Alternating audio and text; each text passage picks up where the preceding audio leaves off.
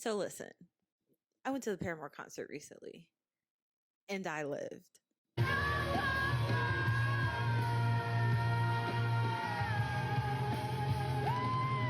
I mean, I had the time of my life.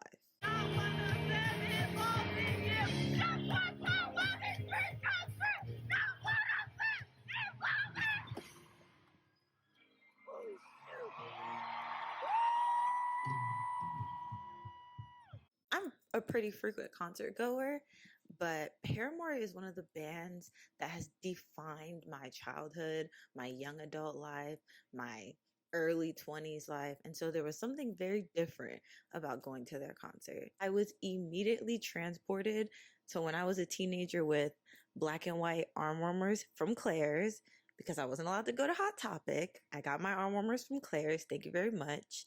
And I was an angsty teenager for 2.5 hours. There was something about seeing the Haley that I once knew with smoky eyeliner and red hair with that yellow streak suddenly on stage as this. She's always been confident, but it was a different kind of sureness that she had in herself after years of doing this. And she was so free and unapologetic and dancing on stage. And there's something about screaming lyrics to all the songs with people that I've never met before. I was literally holding the hand of the girl next to me that I met 5 minutes ago when I sat down. Don't even know her name, but we were close to crying when some of our favorite songs were playing, like squeezing each other's hands because we were so overwhelmed with emotion. Paramore's music transports me back to times that I had when I was younger and how that music makes me feel. I'm pretty sure that I grew up with Paramore, but being there and experiencing that made me feel like Paramore also kind of grew up with me. And that feeling is so nostalgic, but it was also so important. I really found something special. I could sit here and talk about that concert forever. I'm sure my friends have heard me talk about it enough, but I want to talk about something a little different. Let's talk about, and you probably don't want to do this, but let's talk about who we were when we were listening to Paramore's music. This can be something that's very different for a lot of us. For me, it was my early teenage years and my young adult years and a little bit of my early 20s. For a lot of us, it's pretty much the same. But I think for the kind of music that it is and how it drew us in to listen to it, for a lot of us, what was going on, regardless of our age, was we were dealing with a lot of emotions that we just didn't know how to define or understand or really feel like anyone else around us understood them. And it was so much that we just didn't really know what to do with it. Like I said, for me, that was my teenage years. I had angst written all over me. But Paramore's music and the soul crushing drumming, the addictive guitar hooks and riffs, the power and rawness of Haley's vocals were things that really made me feel like I was understood. There's something really powerful in the first time I heard lyrics like the beginning of Born for This, which is one of the first Paramore songs I ever heard. And it starts off with, oh no, I just keep on falling back to the same old. Where's hope when misery comes crawling? Oh, my way. With your faith, you'll trigger a landslide. And then the chorus is everybody sing like it's the last song you'll ever sing. Everybody live like it's the last day you'll ever see. For me, I don't know about you guys, but it felt like someone had to rip my heart out and put it on a page or blast it in my headphones. There's so many other like examples of lyrics that really felt like somebody finally understood me, especially as a teen. I know for a lot of us, those kinds of things are important because as an adult now, I realize that we can sometimes forget how overwhelming those emotions were in our teenage years. We passed them, we conquered them, or we just learned how to handle them. But when we were teens, or even when you're older and you're experiencing new emotions, they're new. You don't quite know yet how to define them. For a lot of pop punk music, I mean, It doesn't even have to be Paramore at this point. It could have been Green Day for you. It could have been Smashing Pumpkins. It could have been Breaking Benjamins.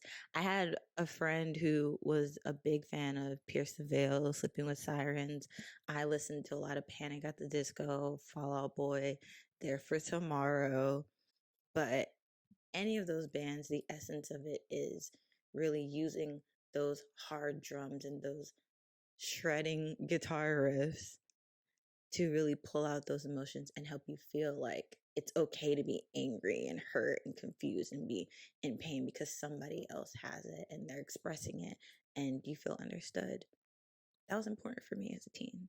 So, with all that being said, all those emotions that we had when we first listened to Paramore's music, why is it that all these years later, when I'm in an arena listening to the same songs that bring back those same emotions, I feel comfort and healing?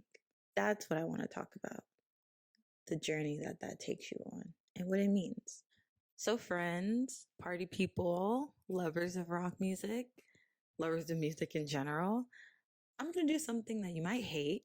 I really meant it when I said we're going to be taking it back. So that first day of school, when they ask you to do a little participation, that's what we're going to do.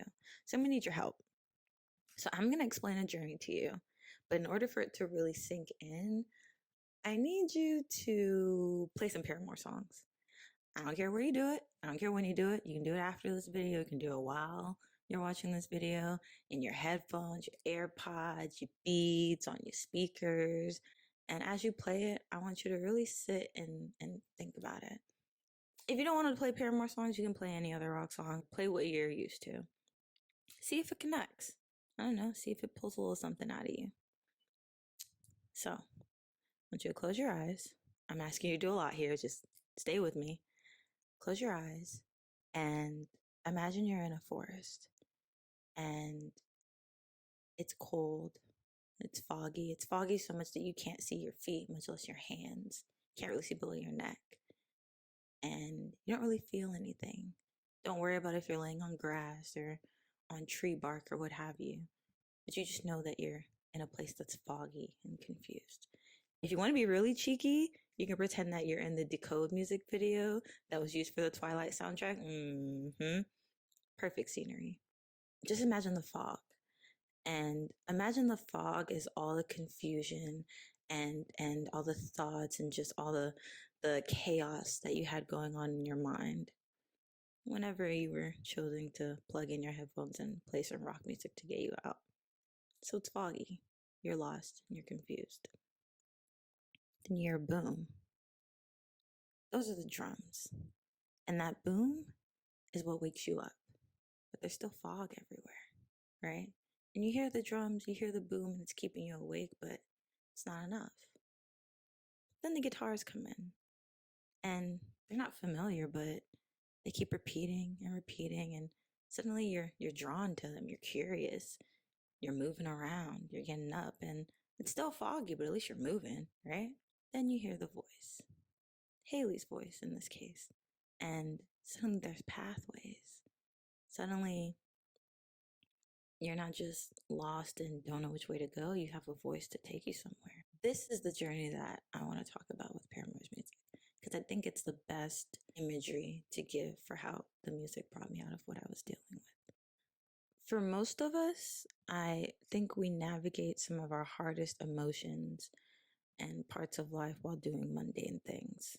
And that can be really difficult. And by mundane things, I mean riding on the school bus, headed to school early in the morning, looking out the window, just sitting there in your thoughts. Or in homeroom when you're waiting for class to start and you're just staring off into the distance, staring down at your homework, your books, staring down at the coffee machine in the morning as you get ready to get your keys and go to work, staring at the traffic behind your steering wheel as you try to get to work, staring at the fryer at work.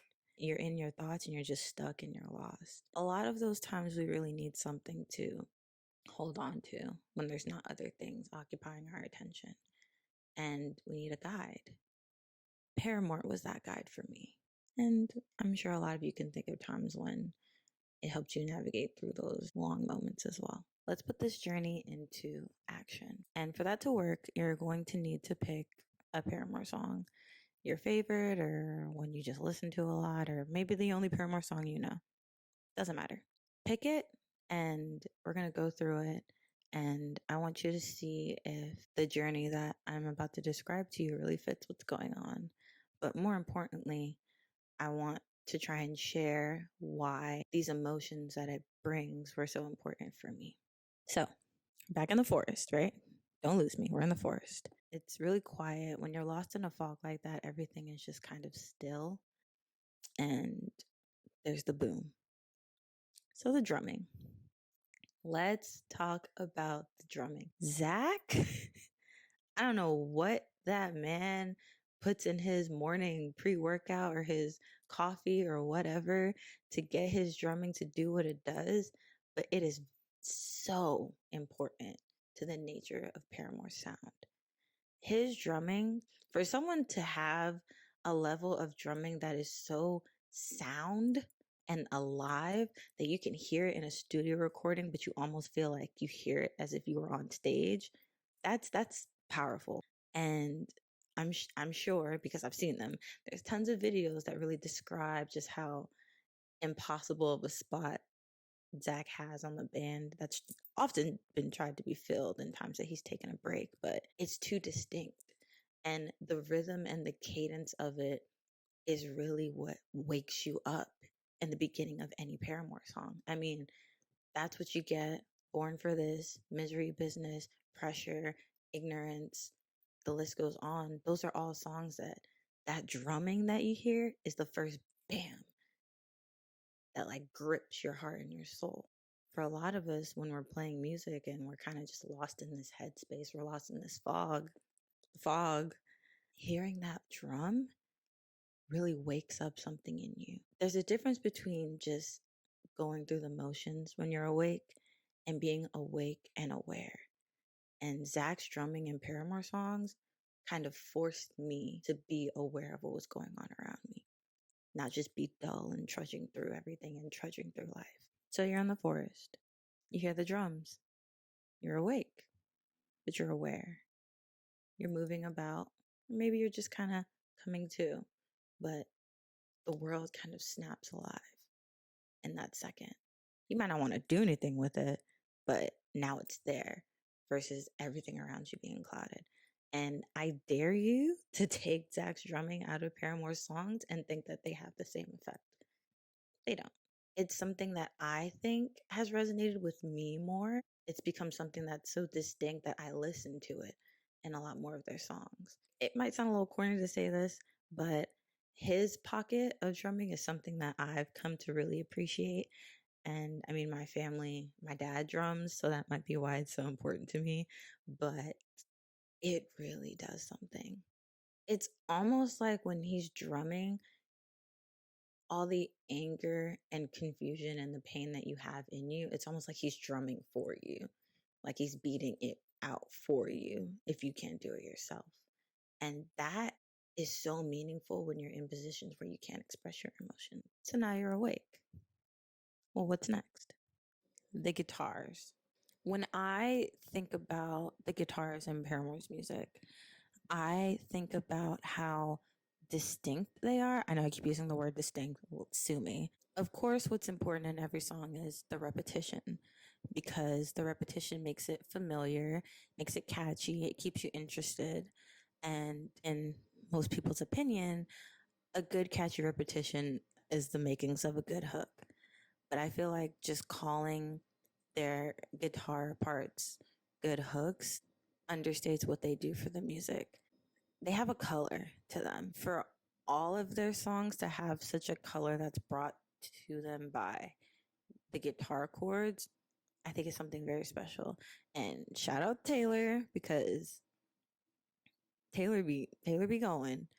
But also, I mean, you gotta shout out all the members who were monumental in the forming of the band sound. So, how does this factor into our journey?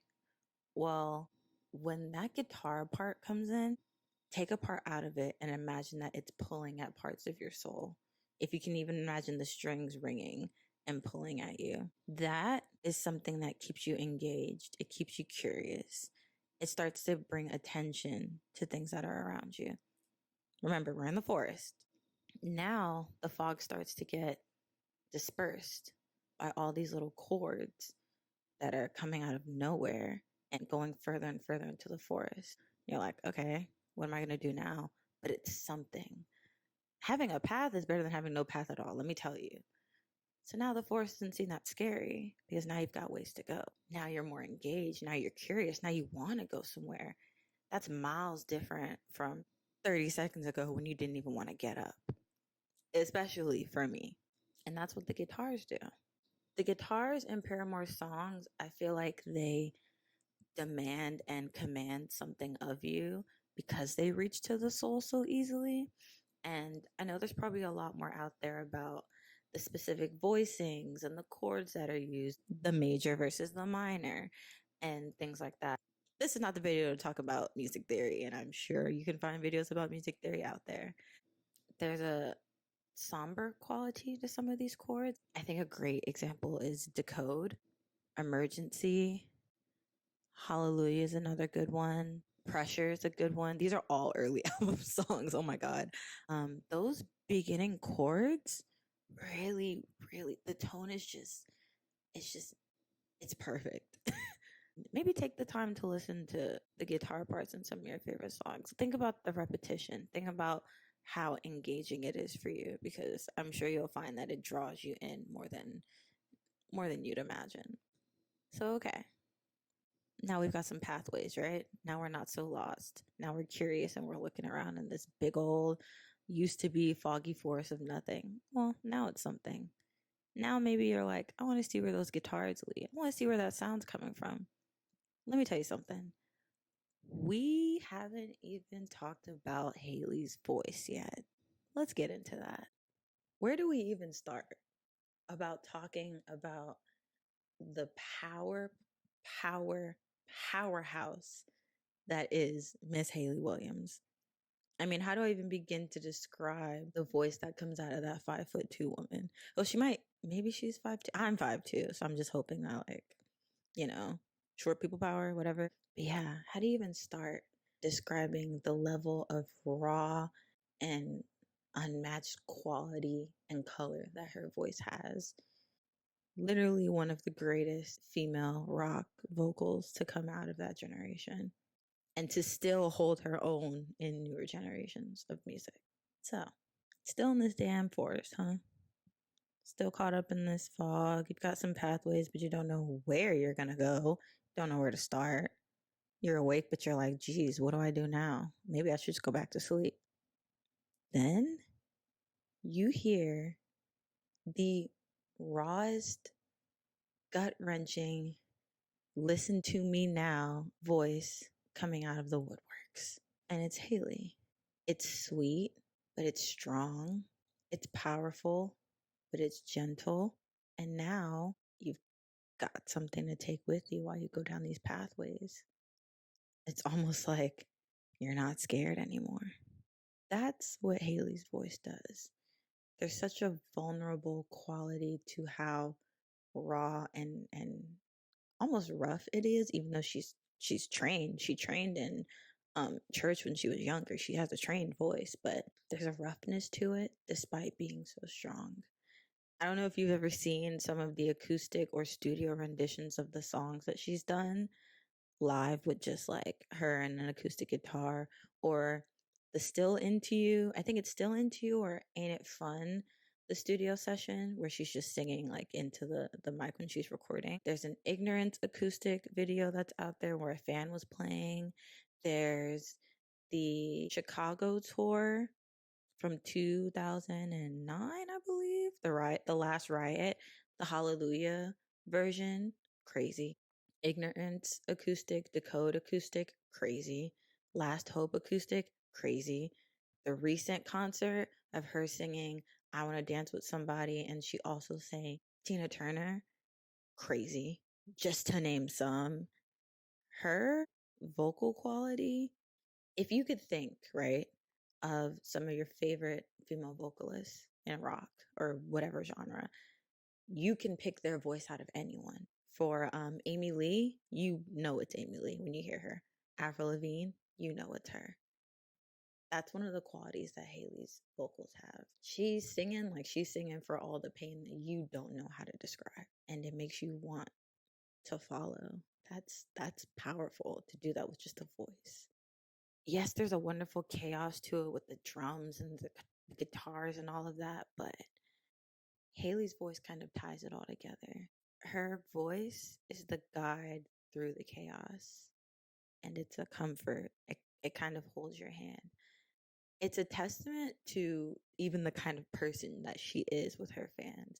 She's always prided herself on inclusion and equality and love above all, and comfort. And you can see that in the crowd of people. I mean, one of the main things that they mentioned at our concert was just how diverse the crowd was, because it touches everybody. And she's always tried to advocate for as much as she could. I mean, equality and inclusion and mental health, I mean, that's she's checking off enough boxes already. It's important.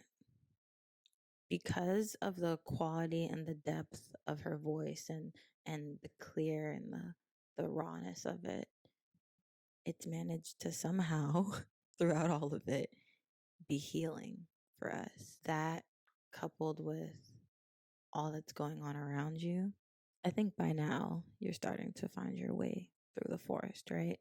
And I think by now you feel like you're not alone. Whew, what a journey. We went from stuck on the bottom of a forest floor, fog so much I think it's Silent Hill out here, too many pathways, I'd rather just take the one not traveled, to finding our way out of some nonsense. I came out of a lot of my hardest times at the end of a Paramore song, or maybe two or three, or a whole album if that's what it took.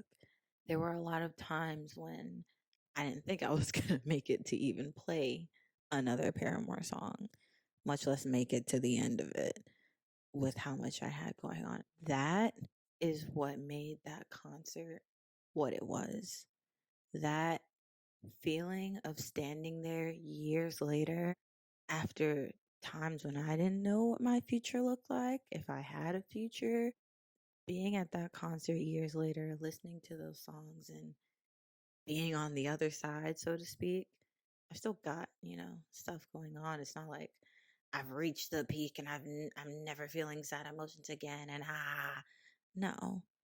But it's knowing that you've come through them and you've made it through them, and you can make it through the rest, whatever's to come. That's why the concert was so powerful for me. And I'm almost positive that's why it was so powerful for so many people. Just think about, like I said, the nature of music like this. That's what it does. It helps bring you to the other side while reminding you that these emotions are okay to feel and have, and be jumbled and chaotic and really just kind of want to scream. It's a genre that's very close to my heart because of how vulnerable it lets you be and kind of raw. I definitely lost my voice the next day and I had to go to work and proudly said, I went to a Paramore concert last night. Yeah, don't care. Instead of the little teenager that was crying on the bus, crying in their room, I was older and able to make sense of a lot more, be a lot more confident in the emotions that I had. Don't get me wrong, there's still many more things I have to experience that I probably won't know how to deal with. But even when I didn't know how to deal with my 20s, here comes Paramore with Ain't It Fun? And I was like, you read my mind. It sure as hell ain't fun. Or, struggling with like wanting to be with myself. And okay, yeah, I know this is why it could be the COVID anthem, but it's also kind of an anthem for how I felt later in my adult life. I'm not that old, but I'm just saying the want to be within yourself sometimes. Not just speaking like an introverted versus extroverted way, but just kind of shying away from a lot of things. Here comes Paramore, and they continue to grow with me. And I just find it so unbelievable how they're able to touch so many people. And you can see that. You can see how it's touched people. It shows in their longevity. I mean, their growth shows in how many years they've spanned in the industry. They're still reinventing their sound, and their sound is still reaching hearts. If the many people jumping on stage to sing Misery Business didn't tell you, I don't know what else will. Billie Eilish was singing with them. Lil Uzi was singing with them. Stephen Curry was singing with them. All the fans were singing with them. And on top of that, I'm pretty sure at every concert, Hale would ask, how many of you guys is it your first time at a Paramore concert? You still got like newbies. Or, I mean, maybe it's because you can go to the concerts when you were younger. I only went to one rock concert when I was younger. it was at a it was at a rundown little it was an old warehouse way downtown, and my mom had to come with me because she was not ready for the foolishness. But story for another day. Seeing the many people getting up to sing Misery Business, knowing that you used to be in your room air guitaring it out by yourself just like they were, man, you know Paramore's touch people. And so that's why I felt the journey that they take you on musically and emotionally is so important to talk about. Because it's the proof is in the pudding. The journey that pop punk and punk rock and hard rock or what have you takes people on, and what it does for us and how it heals us is why groups like Paramore are so important even now. It's why bands, they're coming together and they're like singing a couple songs from years ago. In these reunion concerts, everyone's like rushing to go, even though they haven't been active for 10 plus years. I think there's a video of, or no, oh my God, Welcome to the Black Parade. Why can't I think of the name? My Chemical Romance. Boom. Reunion concert. Everybody was screaming. It's because of what rock music does to us. It's why people were listening to Good For You, I believe, Olivia Rodrigo's song. We're talking about how those chords touched a younger generation and got them excited, and they felt healing screaming out those lyrics. It's why the end of Happier Than Ever by Billie Eilish, that end switch up to the rock guitar, so many people loved it because those emotions are you can't find them anywhere else. It ignites something in you. It gives you a reason. Kind of makes you want to riot, and it makes you feel comfortable about wanting to do it because it's okay. Like, you can't get through life not being okay with the fact that anger and pain is also existing with happiness and joy and love. Two sides of the same coin. What's heads without tails? Okay, that's. Anyway, I, for one, am very grateful for what it's done for me and what Paramore's done for me, and the journey that it took me on. It's a journey I think I'd go on every single time, even with all the confusing emotions if I had the choice. And I think if some of you took the time to think, you probably don't want all the angst or whatever, but the healing or the comfort at least when you're lost, I think a lot of you would choose to have it. Clearly, this is my experience with Paramore's music. And I do have a lot of different experiences with other rock musics and rock bands and things like that. But I don't think that this is solely meant to be just about Paramore only. Like I said before, if you take any other rock band that you listen to and you apply this kind of concept to it and you think about the journey that the music takes you on, you'll find that it does similar things for similar reasons. For me, this is just the kind of imagery I use to describe Paramore. And because I think the Decode music video makes it very easy. But I want you to either listen to Paramore, listen to your own specific bands or groups or artists, and close your eyes and envision your journey. It might start somewhere else. You could just be sitting on the couch, there's nothing else around you, you're in a dark room. You could be underwater. You be in a desert, you be in space, you be wrapped up in cotton. You could be the needle in the haystack. But just envision your own journey and think about what that means for you, and really take the time to understand what it is about the group or the artist that you like and their music specifically. Try to put it into words.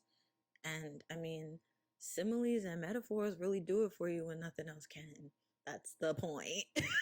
It gives you a new sense of appreciation for what that music means to you in your life. I know it does for me. What kind of journey did it take you on? And how did it bring you to who you are now, to where you are now? Would you change anything? Would you go on that journey again? What does it look like? What does it smell like? What does it feel like? Is it scary? Is it fun? Is it healing? How do you feel now? I think a lot of us don't get the time to really and truly appreciate what music has done for us and its existence in our life and the hold it has on parts of our life. So think about the journey and, write down below what kind of journey it is for you. I'd honestly love to hear it. I love little stories like that. For me, I wrote down, and I have to look at it because it's pretty long. So, if you could write out your life journey with an artist song, there's a channel that does this. They have artists come on and they ask them, what's the story of your life playlist or whatever. So here's how mine would go if I did my life with Paramore songs. Don't read too much into this. Just, Okay. Emergency, My Heart, All We Know, Brick by Boring Brick, Playing God, Decoy, Turn It Off, Crush, Crush, Crush, That's What You Get, All I Wanted, Ignorance, Last Hope, This Is Why, and ending with Ain't It Fun and Hard Times, because that's where we're kind of, yeah, late 20s are fun, aren't they?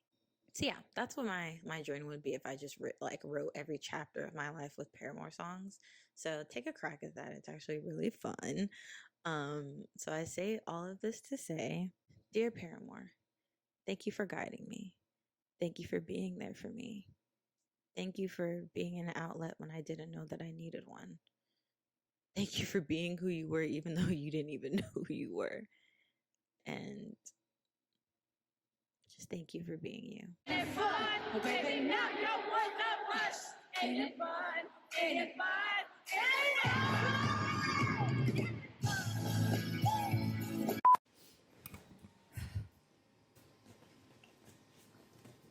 But what? Not when I'm starting, please.